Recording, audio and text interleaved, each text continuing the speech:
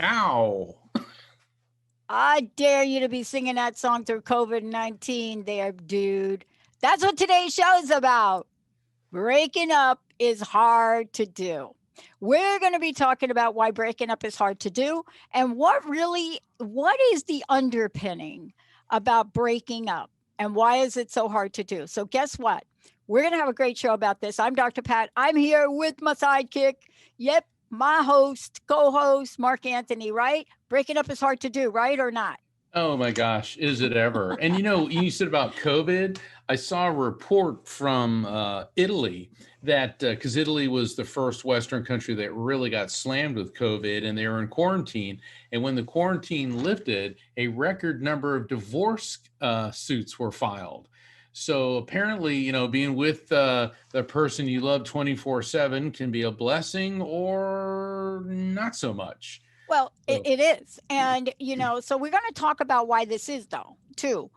The Sure. latest that came out, you're talking about Italy, right?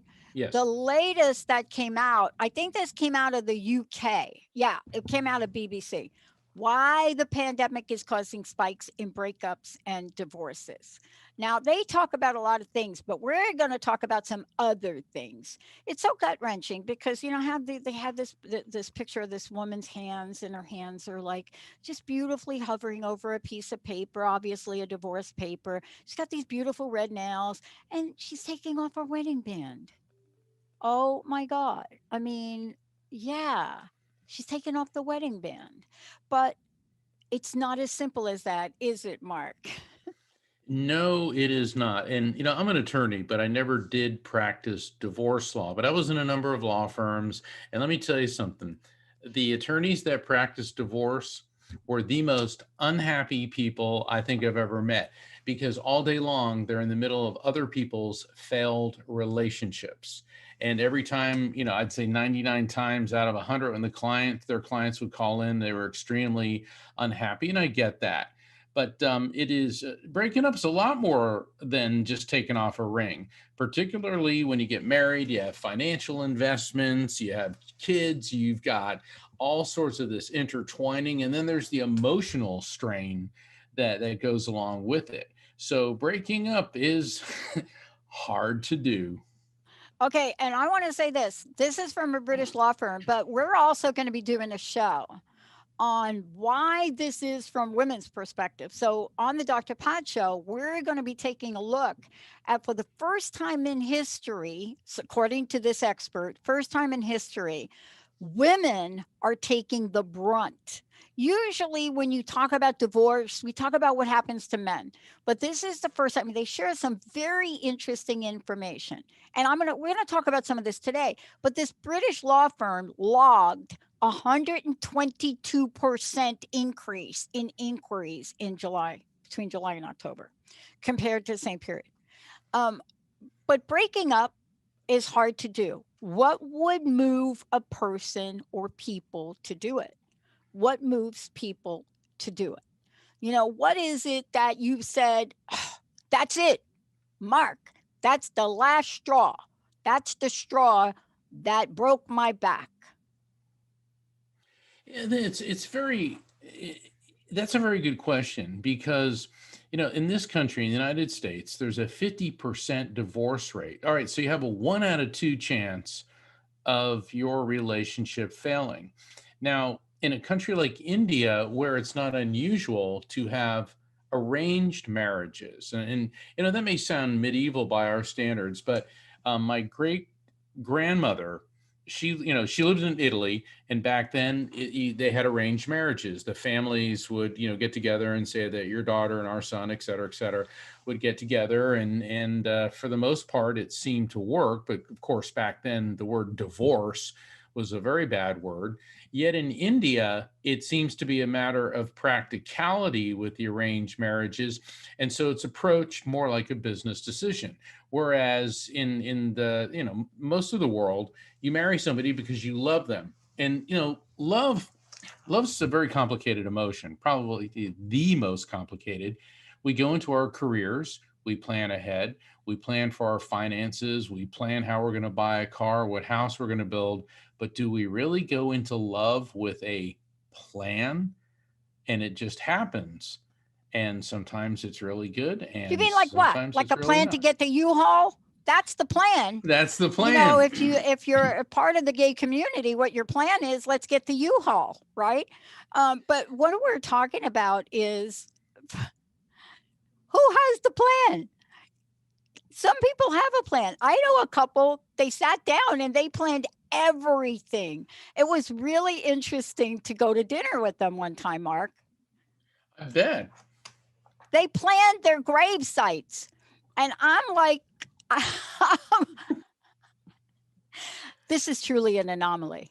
It's an anomaly. I don't think, how many people do you know that get married and say, like, we're going to go to marriage planning? You know, Or we're getting a new relationship. We're going to go to couples planning. well, let me ask you this, Dr. Pat, being a psychologist, Oh, do you think that's a bad idea for people before they get married to go to marriage planning? Because it's easy to be all enamored on Friday night when everyone's all dressed up and you're going to a date. It's another thing when you wake up on Monday morning and you're sick or hungover, or you're fighting. I don't know. I think it wouldn't hurt if people did do some type of counseling before they take All the right. plunge. I'm going to give you the pros and cons of that. Thank you. You asked me, and then we're going to go over to the phones. I'm going to make 2 statements about this. One, I'm going to make a statement that a lot of people may disagree with. Here's a statement.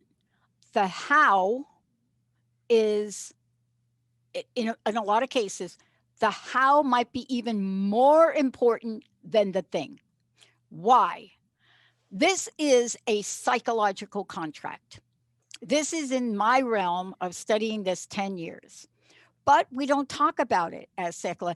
I have a publisher that wants me to write a book on my research, and it's called Broken Promises. And I got to tell you, I went to go write the book, and I looked at 1,200 pages of notes, and I got depressed and cried and said, that is not a book I think I'm going to write in this lifetime. I know you want it, but maybe now I will write it because of COVID. But here's what it is. This is a psychological contract. It has to do with what I say to you, Mark, outright. Mark, I love you. We're going to be together forever. And then it also has to do with what I imply. If we get married, and even though I don't do the vows, or if we live together, even though we're not doing the vows, there's an implied level of commitment, unless you're sitting down and you're working with Dr. Kelly If you're working with Dr. Kelly, she's going to talk to you about all sorts of other things than monogamy. And then you go work with her, and she said she does the whole deal with that. But if that's not your agreement, a lot of things are implied. It's implied that if we get married and we have a little deal, you're going to actually have a job. That's implied. Oh, but now you don't have a job. Oopsie. Or we say better and worse, but do we really mean better and worse, except if you get an autoimmune disease? And then I'm like, ooh, dude, I didn't sign up for that. Yeah. So there are a lot of layers to this, and we're going to take it all. But here's what you got to remember: this isn't about an obligation, it is about a psychological contract, it's about a promise. And it has to do with your beliefs regarding what one person and another person believe they are owed or owe you. Remember that now. What I think you owe me and what I think I owe you. This is not like just a little ditty. It's like you owe me. It really is. And psychological contracts are everywhere. We don't talk about them. They're everywhere. But it is a thing that it's about a promise I make to you, a promise you make to me.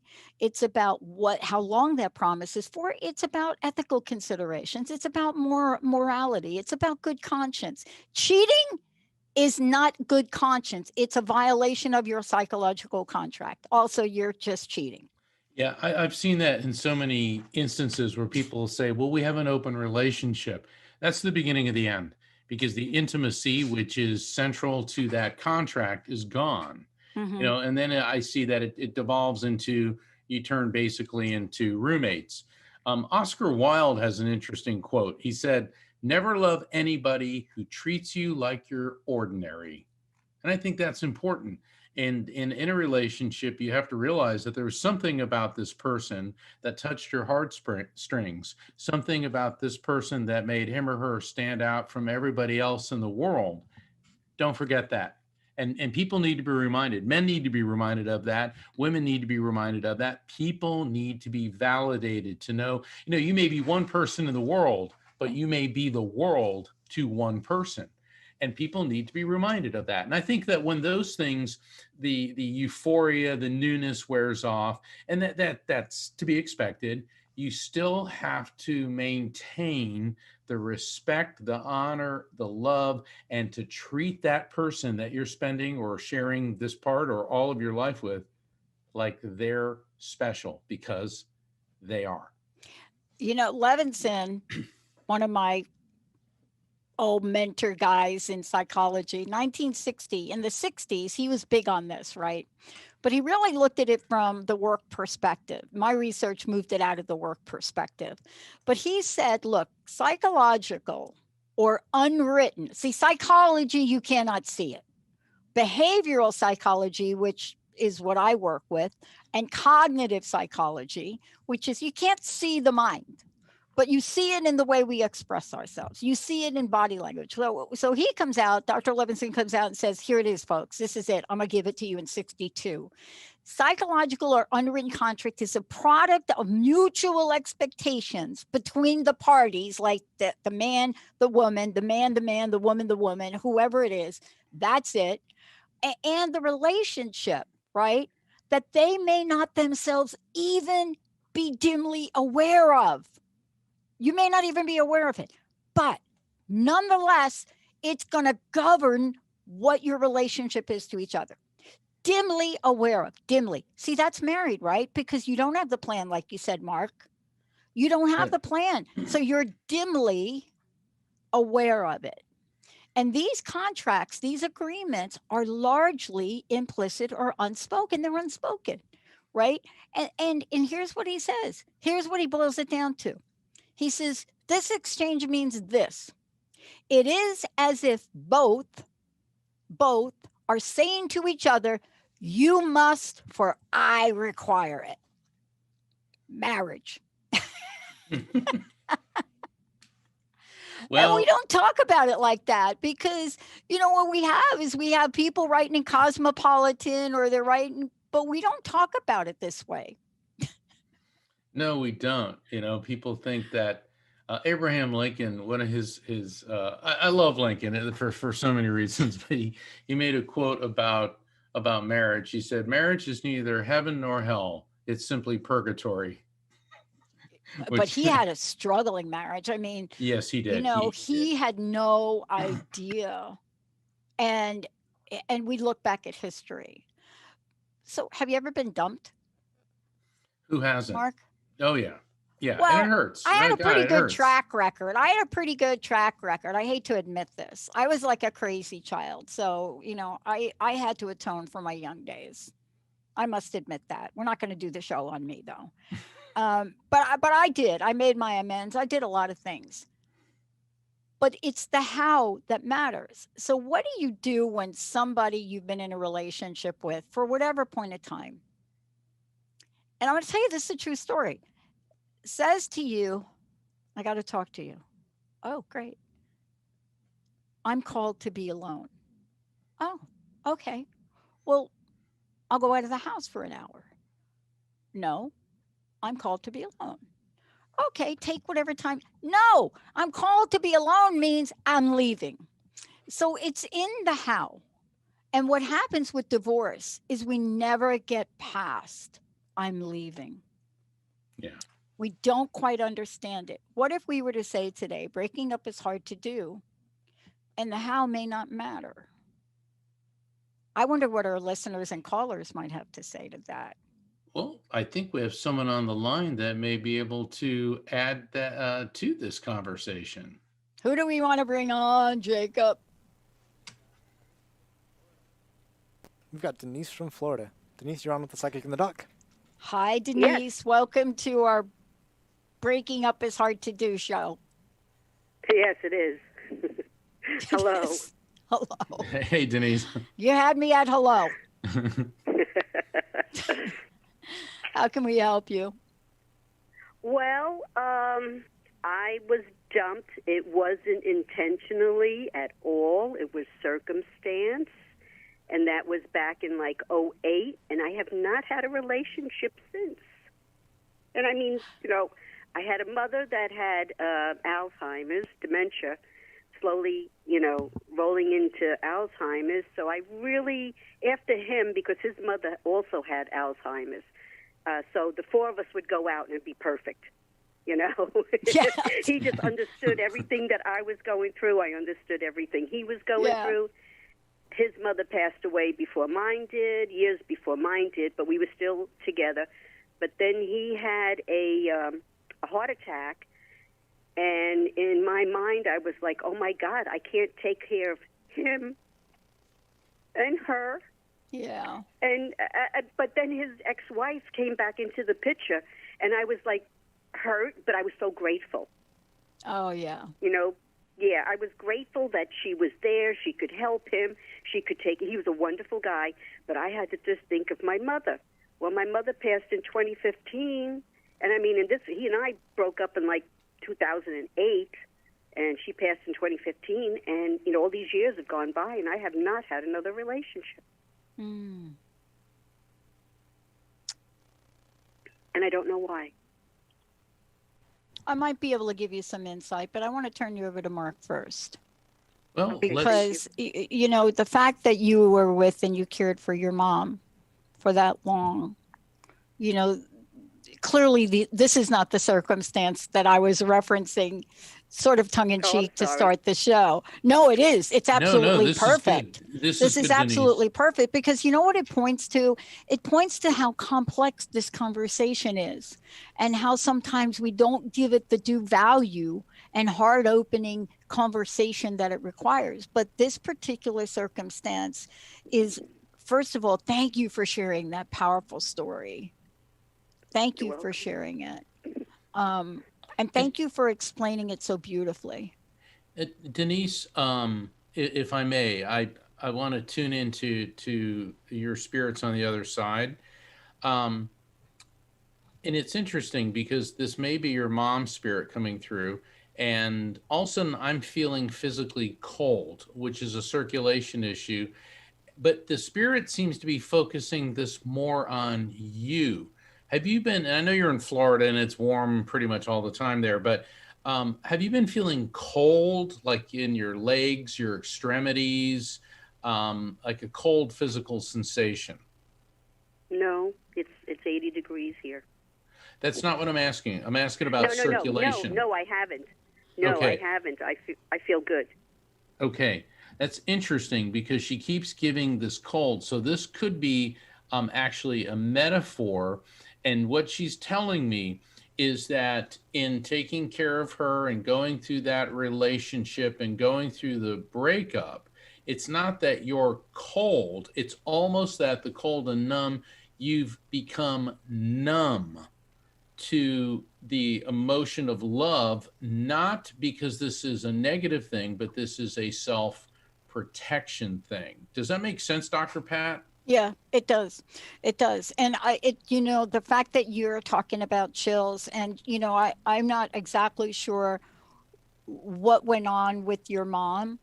But I will tell you that there is a part of this that Mark is referencing, and I wonder who's going to come through now, where you have to look at how beautifully you showed up for your mom. She was a great mom. But you were there. And so I want to be clear about this thing that I call a psychological contract, or better known as promises. Sometimes we're dealt with conflicting commitments in life and priorities. Sometimes we are. And we have to make a choice. And you made the choice. And that was the perfect choice. Do you know what I mean? Yes. Let me jump in too, Dr. Pat. Go right ahead, Mark. Okay. Does the Aquarius time frame make sense to you in any way? And Aquarius runs roughly from January 20th to February 20th. And there could be births, deaths, anniversaries, or events connected to you, Denise, or someone close to you within Aquarius. I know people who were born at like in the 31st of December, but they can be considered Aquarius? No, that's Capricorn. Aquarius is January 20th to February 20th, because the spirit that feels like this is your mom keeps zeroing in on the Aquarius time frame. No, I can't relate. It could be something earth-shattering or something revelatory that happened to you within that time frame, but they keep giving me Aquarius. Aquarius keeps getting repeated over and over. I want you to think about that, because this could also mean, and this is kind of what I'm feeling, that by the next Aquarius time frame, which is roughly a year from now, that things are going to begin opening up for you. And now you're going to be ready for that. So for that meaning love? That's what I'm getting at. And so now, obviously, if somebody comes along before then, don't slam the door in that person's face. Oh, no. But this is a process that you're going toward, that you're going to be ready for, because you haven't been ready. Even though you think you have been ready, that you're going to be ready then. So I would go with this, okay? I know like lots of women have rings, but I see rings and rings and rings and like boxes of rings, and they could be like... Oh, my gosh, yes. They're all hers. I wear hers. I wear 3 of hers rings, but she was a jewelry collector. Oh, even better. There we go. Okay. Her jewelry. Let me. All right. So the Aquarius time frame of 2022 is going to be good for you for love. And when a spirit gives me a message of an explanatory, advisory, or advisory nature, which is Aquarius 2022, going to be good for love. And then when the spirit follows that up with an objectively verifiable fact, rings and rings and boxes of rings, and your mom is a jewelry collector, you're wearing 3 of her rings right now, that verifiable fact, the rings, is how the spirit lets you and I know that we have properly received and interpreted the message. So fantastic. So between now and then, let's start working on ourselves. Can I ask a question? Yeah. Go ahead, Dr. Pat. Do you have any of those rings in amethyst? Yes. That's the gemstone of Aquarius. It's a big amethyst. It's a big amethyst. Yeah, it's a big amethyst That's why. ring. That's why I think Mark picked it up, because another way of saying Aquarius, but another way of really tying it together. I don't know what Mark it's like for you in the spirit world, Yeah. but in the logical world, for me, I thought giant amethyst, right? So Yeah, that's why I this asked is you a the very big amethyst ring, yeah. question. And as usual, it's a big Dr. stone. Pat knocks the amethyst out of the park. But that's why I needed to ask you about it, because you know this is really the connection. I want to ask you a question about that amethyst, if I can. Sure. You know what that amethyst ring meant to her? Not particularly. My mother loved jewelry, and she left me, figuratively speaking, a jewelry store. And I don't wear a lot of jewelry. I wear her bracelet and 3 of her rings. One is the amethyst, 3 of her rings, and I wear her cross. And the rest of the jewelry, I sit here and I go, well, shall I sell it? Should I give it to my nieces? But then what am I going to give my nephews if I give my nieces all this jewelry? You know, I go back and forth. I want you to hold on to the amethyst, though. Oh, and yes, I want to tell you I wear. why. I want to tell you why about the amethyst. I want to give you something to do to help you. Let me just say this last thing to you. When you started to talk about your experience, I think it brought a little tears to your eyes, yeah? It did. Okay. Because you were loving 2 people. And the way the universe works sometimes, and it seems cruel sometimes, except when we can look back, is that here are 2 people that need one person. And so how can we arrange this so that 2 people get the love they need and the care they need? And sometimes the universe does intervene in that way. It doesn't make it any less sad, right? Right. And so are you okay with yourself on that situation? Well, yeah, it's been years. I mean, he keeps in touch. I mean, you know, Okay. through Facebook, you know, I know what he's doing. Okay. He knows what I'm doing. But it's not, I mean, he's with his wife, Yep. and I'm happy. Okay. Sad and happy at the same time. That's what I wanted to hear, because I want you to work Yeah. on the sad part. We got to work and heal on the sad part. Uh-huh. That's the thing that's going to crack the relationship egg open for you. Okay.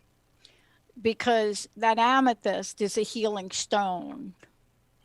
And I can't do it on this show, but there is a part of you that has to come to peace with the sad part of that. Right. You haven't missed out on anything. There probably wasn't another option for you that the universe was willing to give so that everybody could heal in the right way. And you didn't do anything wrong. No, I don't feel like I did anything wrong. I made the Nope. right choice to take care of my mom. That's right. And so it's okay to be sad. It's not helpful to be sad with regret. So just check yourself in about that.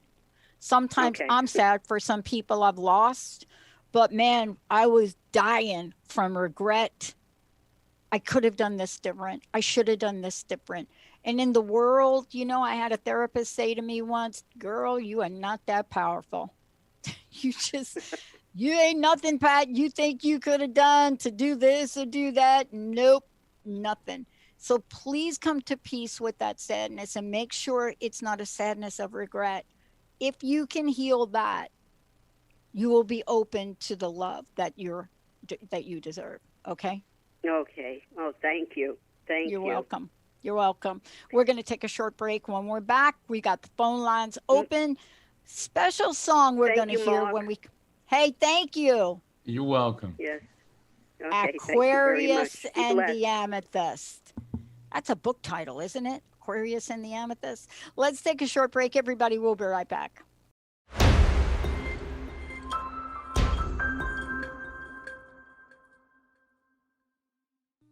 One 800-930-2819. Everybody, we're taking your calls. Breaking up is hard to do. But we're also talking about, and I'm going to go back to this, Mark. We're also talking about the how it happens. Now, Mark, before we get rolling here again, and I want to share a little bit about my interview with Juice Newton and that song, but let's tell folks, one, how they can get some information about you. And sometimes breaking up, we don't have the answers. We don't have the answers. And I don't know about you, but I know when I've been through tough times, I know I got loved ones up there. Yes. I could probably hear my Italian side of the family. Patricia, pick your up, get off your. And then there's the other side of the family. Oh, honey, how are you doing? Right? Yeah, the Then I Italian let them fight. spirits tend to be a bit more boisterous. Speaking from experience with my family. But how do they find out about you? Let's get folks evidence of eternity, right? Sure. My website's evidenceofeternity.com. Please sign up for my newsletter so you'll be up to date on the upcoming episodes of The Psychic and the Doc. Also, you're able to schedule a private reading with me on the phone. And when I get to spend a whole hour with you, we're going to get a lot of spirits coming through. I had a reading the other night. I think I had like 9 or 10 spirits come in, and it was very healing for the client. So that's evidenceofeternity.com. Also follow me on social media through the website, and also follow Transformation Talk Radio on Instagram, on Facebook, because that way you can just click there and you can be part of the show. That's evidenceofeternity.com. And by the way, those of you over there on Facebook, and thank you so much, everybody, for your messages. Princess Bride, thank you for that. Look, yeah, Italian boisterous. Yeah, no kidding. We're going to do a whole show on my relatives. Where we get the Italian says, "What are you talking about?" The other side of my family's waspies, and it's like, oh, that's unfortunate. But it's really interesting. But this song, "Break It to Me Gently," and we're going to go to the phones here in a minute. There are 2 songs by Juice Newton that affected me personally at the younger years in my life, and one of them was this one. And the other one was The Sweetest Thing. And The Sweetest Thing, I did a whole interview on her on that song. It is one of the most beautiful songs you've ever heard. I don't know if Jacob could find that in time. It's one of the most beautiful songs. But Mark, when you listen to the words that she's talking about, I spent a decade studying this, and I should have just given my dissertation committee this song. But they talk about, break it to me gently. Let me down the easy way. Make me feel you still love me. Only it's for another day. And she's talking about the process. She's talking about the love they shared. If you must go away slowly. There's so many lines to this that talk about easing the pain. And that's really the theme today. It's breaking up is hard to do, but breaking it to me gently doesn't mean there's any less pain. It's just in the abruptness. And you go on to study this and you go to school, and there are many forms of what you can learn about this. But the one thing everybody says, the how is always so much important than the end game. Now, clearly, if you're getting fired from a job, you don't want to hear that. But getting fired in front of a room full of people, that just adds a whole bunch of layers. Right, Mark? Breaking up. Oh, yeah. But, sometimes you got to think of relationships are like glass. It may be better just to leave it broken than to hurt yourself trying to put it back together. And sometimes some relationships are so broken, and I've seen people, both as a medium and in my work as an attorney, that just can't let go, I'll do this, I'll get her back, I'll do this, I'll get him back, and all they're doing is destroying themselves. Look, if somebody is, and I tend to be very cut and dry, if someone's stupid enough to let you go, then you need to be smart enough to let them go. So, don't hurt yourself. Don't beat yourself up. And, the thing is, Marilyn Monroe said something, and she's not really somebody I quote very much, but she said, sometimes good things fall apart so better things can fall together. You had to bring up the broken glass. We're going to go to the phones. You had to bring up the broken glass and Marilyn Monroe, which my mother loved, but broken glass. Nobody talks about broken glass better than Annie Lennox. It's just nobody talks about. And you got to love Annie because she's like, I don't think she's Italian, but she could be. She's like, but I don't care for sugar, honey, if I can't have you. Since you've abandoned me, my whole life has crashed. Won't you pick up the pieces? Because it feels like I'm walking on broken glass. Let's go to the phones, Jacob. All right, Ouch. next up we've got Carl from Massachusetts. Hi, Carl. Hey, Carl. Hello. Hey, welcome to the show. from You're live. Thank you. Yeah. I just had a feeling I was going to get on tonight. I don't know why, but I decided to call in. Good to have you. How can we help? I've been divorced now since I was 35. I'm now 66 years old, and I haven't gotten into any other kind of relationship since then.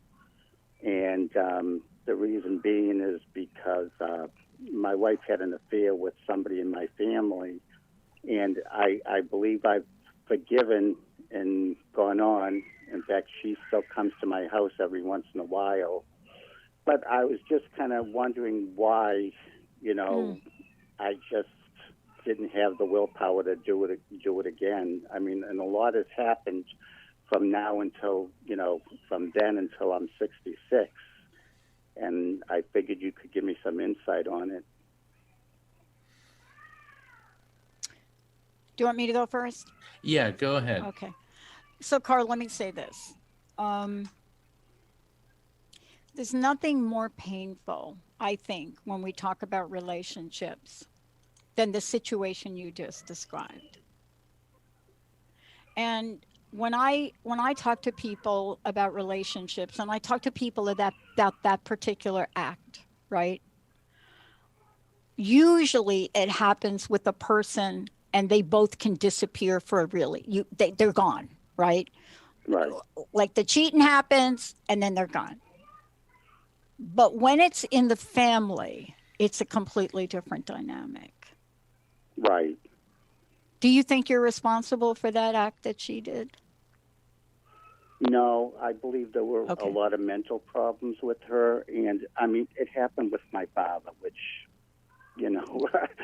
made it twice as worse. I mean, if it was something on the I'd outside, have to talk to you separate from the show because you're right. And let me just say this one thing. And apparently you still see her. You're still seeing them, correct? They're part of your right. life, Well, correct? my father passed away, but I took care of him until he died. So, Wow. So here's what I want to say about you, Carl, for a minute, if I can. You are just a bundle of love. thank you. Do you know that? Oh, I've been told that many, many times. You are. I am thinking about you taking care of your dad. You must be a bundle of unconditional love. Right. But we have to work on healing you because you deserve the love that you feel for others. Right. You deserve that. Now, Mark, I don't know if his... Yeah, I'm getting something. Carl, I'm sorry, I don't mean to interject. Go ahead, Mark. But I think I may all get right. the spirit of your dad coming through. There's a male energy coming through, and God, my mouth is killing me. My teeth feel like they're falling out. I'm getting all this pain in my mouth, and I'm getting this draining sensation through my body, which indicates that he passed slowly. And we know from what you told us that you took care of him. My lungs feel like they're on fire. My throat feels like it's on fire. So let me recap. A lot of pain in the mouth, in the teeth. It almost feels like my gums are infected. Difficulty, burning sensation in the throat and in the lungs. Does that make any sense with any of the symptoms or sensations going on with him prior to his passing? Well, that doesn't, but I don't know. I mean, he passed of a massive heart attack, so I don't know if that would affect, the mouth and the teeth and everything else. Hold on. Did he have false teeth or a lot of bridge work prior to passing? No, none whatsoever. He had all his teeth, or most of them. Interesting. Was he on a ventilator? No, he just passed just like that. It was just massive. Interesting, because I'm picking up on a male energy connected to you. This could be another male relative, could be an uncle, could be a grandfather. I'm getting the teeth, I'm getting the throat, I'm getting the lungs. Burning sensation, and it feels like his passing was not a quick event. This could be a cancer too, because burning sensations. I mean, I can say my mother passed away from lung cancer, and that took she got it in November and passed the following February. So I don't know. Right, but if this it is a has male. anything. This is a male. Spirits, No. yeah. I want you to think about that one, because there is a male coming through and I'm getting those symptoms, because I hate saying things like this, but I'm never wrong with the gender. They always give me that. Excuse me, Mark. My son passed away from a heroin overdose, and I had him hooked up to a ventilator. Yeah, There we go. Okay, so Right. let's talk to him. Okay, first off, I love you, Dad, is coming through loud and clear. And he always suffered with a sense of inadequacy, self-esteem, self-image. He always felt he was never good enough. And what's really wonderful, Carl, is that he said that you were never the source of any of that. He said you're the one that actually made him feel like he was worth something. And so your tenderness, your gentleness, you being there for him. He's speaking on behalf of the collective of your spirits. It would take me too long to explain exactly what I mean by that, but he's the lead singer of the chorus of your spirits. The reason that you have not been into a relationship all these years is because you build, you fortify, you educate. You're the lighthouse in the darkness for everybody else. Your life mission was to be that solid, stabilizing influence for so many people. And now you're finally at the point where a new tree will be planted, and that tree is love. So even though you haven't found a relationship up till now, you have accomplished that phase of your life mission, and now you are good to go. And it's funny because your son said, light that candle. And that's funny because that's an expression at the Space Center when they say light that candle, that means launch the rocket. So basically you're ready to launch your love rocket. I'm not so sure, because now he left me with his 3 children. I've adopted his 3 children now. And because the mother was drug addicted also, and his daughter was drug addicted also. So they were in DCF, and I fought to get them back, and I got the younger one after a year, and now she's like 7 years old, 10 and 11. So I've got 3 children that I'm also taking care of. Look at it this way, in Dr. Pat China, there's probably a lot of women out there that would love. He is just he's a love machine. So here's the thing I said before. Of course, you're caring for those children, because you don't know any other way than to give unconditional love. That is such a rare gift, Carl. It is so beautiful. And, I don't know if there is going to be a massive love relationship around the corner. But I will tell you this, given how big your heart is, you will always have love in it. Yeah. Right. That I believe. One last question. Sure. I did fall in love with a high school sweetheart, years and years ago, and I could never get her out of my mind. It was almost as if I did find her and marry her, that I would drop of a heart attack because of the love that was so strong. And I did look her up after 12 years, and she was What'd you find, married. Carl? What'd you find? She was married, and I told her that, she was the love of my life, and she almost fell over. The thing was, she was married, and I did write a letter, and I believe that her husband called me, but I think he was too frightened to even say anything to me. So I just kind of walked away from the whole thing. But she's implanted in my heart. So it's like I just feel like I'm connected to her, and I don't know why after all these times. I got to tell you, what you just described, there is no why. Don't even try to figure out the why. They're just sometimes in life we get connected with people. I just had this, I went through the same thing a number of years ago. And look, you put it out there. I don't know what the future is going to call. I don't know what's going to happen to her. I don't know what it's going to happen to him. But here's the thing. You put it out there, let go of it now. Give it to the universe. Let go of it. Right. You're bold. And I believe that. I believe that. I do believe it. And I don't know. I feel like I was connected in another life with her for some reason. That's exactly right. That's exactly what I was thinking. You know what? Keep in touch with us, Carl, because I have a funny feeling about this one. You don't want to break up any marriage. We don't want to. We're not saying that. No. But something may happen here. Thank you. Okay. I've been through it, Thank so you. I wouldn't want to do it myself. Thank you. No, I got it. You just a big ball of love.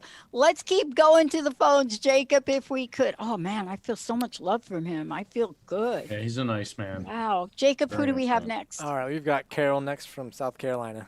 Hi, Carol. Hey, Carol, are you there? Hey, Carol. Hi. Hey, how are you? You're from my mama's state, South Carolina. How are you? I'm from South Carolina. I'm good. I was on another time and I waited like 45 minutes, but then like that's it. There was no more people coming through, you know. Well, we got you now. We got through tonight. Good. So, Mark, I'm going to let you go. All right, Carol. Hold on, Carol. What can I help you with? Okay, I want to tell you the person you were bringing in, the male figure with the lung cancer on a respirator. I think that's my dad. Okay, let me explain. Because you were saying that you had him. All right, Carol, hold on. Don't mean to interrupt. But what happens is in my book, Evidence of Eternity, and the new book I have coming out this October, I explain collective consciousness communication. Long story short, spirits with a commonality tend to come in together. And Carl's son had those symptoms, as did your father. So let's see if we can get more with your dad. Okay. Hey, is there anyone in your family that either went to the country of Greece, or there's something with a connection with Greek heritage, or something about Greece? Italy. No. Greece. This is Greece. Ever been to Greece? Connection with Greece? No. Italy. The southern part of Italy, or which part of Italy? Naples. So what is that? Southern? Yeah, that's southern. No. The weird thing, and this is going to sound very odd, but I keep like tasting like grilled octopus, and I normally associate that with the Greeks. Does grilled octopus, eating octopus, make sense to you in any way? Oh yeah, that's Italian too. Yes. Oh, it does? Okay. Absolutely. Okay, great. All right, so your dad's giving that to me. My bad. I was assuming octopus. Never mind. All right, so we got your dad here. Let's see what he wants you to know. He says you never let up. You're relentless with everything that you do. When you like sink your teeth into something, metaphorically speaking, you don't let go. And he said that works and sometimes doesn't. He said because a lot of times, Carol, you hang on to pain from the past. He said you love very deeply, you grieve very deeply, you mourn very deeply, but he says that you tend to obsess. And he says, and that's part of what makes you wonderful, because the people that you love, you obsess on, not in a psycho obsessive way, but that, you dote on people. I'm sorry? You're 100% right. Okay. You're 100% right. So what he's telling you is when it comes to the pain of people passing and mourning, when you start really getting mired in that grief, that you need to stop, take a step back, and realize that's what you're doing. So in other words, keep clamped down emotionally to the people you love in this world, the ones that have, either broken up with or have passed on. That's where you need to not hang on. Dr. Pat? No, I agree completely. And you can feel it. It's just so hard because 10 months ago I lost my 18-year-old daughter. Oh, it's gee. really, really hot. I don't even go out anymore. I stay Yeah. in. I keep my shades closed. Yeah. And there's one song that every once in a while when I go in the car, like the first time I did it, I was talking and I was hysterical crying. And I said, Clarissa, please let me know you're with me. Let me know you could see me. And right after I said that, the song from the Police came on. You know, every step you take, Every breath you I'll take. be watching you. And every time I go in the car, I ask her to play me that song, and that song comes on. Am I going crazy, or is that really her letting me know she's with me? Because it always comes on. Okay, that is, and we talked about this a couple weeks ago. We talk about this a lot. That's a frequency beacon. Yeah. And when that song comes on, that's an emission, transmission and an emission from the spirit of your daughter, and then you immediately resonate with that song. Gosh, we're running out of time. My book, Evidence of Eternity, goes very deeply into frequency beacons and the loss of a child. So I do recommend that, through my website, evidenceofeternity.com. I'll get that. But this is a very positive thing. This is an emission of love from the other side, from your daughter to you. We got a note. We got to say hi to Texas. Apparently all over Facebook, somebody's saying hello from Texas. So, hello, Texas. We love you, and we love you, Carol. And please call back in. Call back in, because I'd love to be able to do a connection. Carol, for let you me with just your say daughter. this to you. Believe me, you are going through a lot. Believe me, I don't underestimate any of that. You literally sound like you're grounded and you have it together for someone that has gone through that much.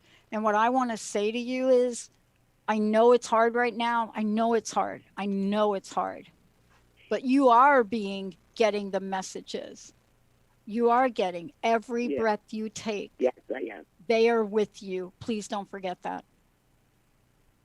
Thank you so much. You bet. Bless Wow, you. what a great show. Wow, thank you. Everybody out there, look, we'll be back next week. We've got a lot of really cool things planned for you.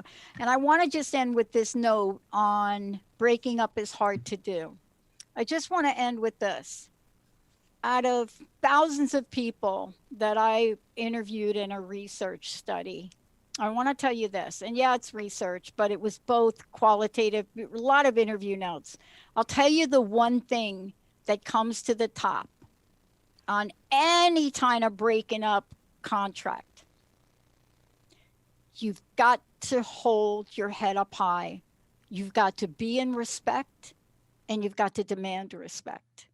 Respect. Out of thousands of people, 98% of the people said, out of all of this, I just wanted to be treated with respect. Yep. And I know that is like a squishy term, but boy, we know when we're dissed, don't we, Mark?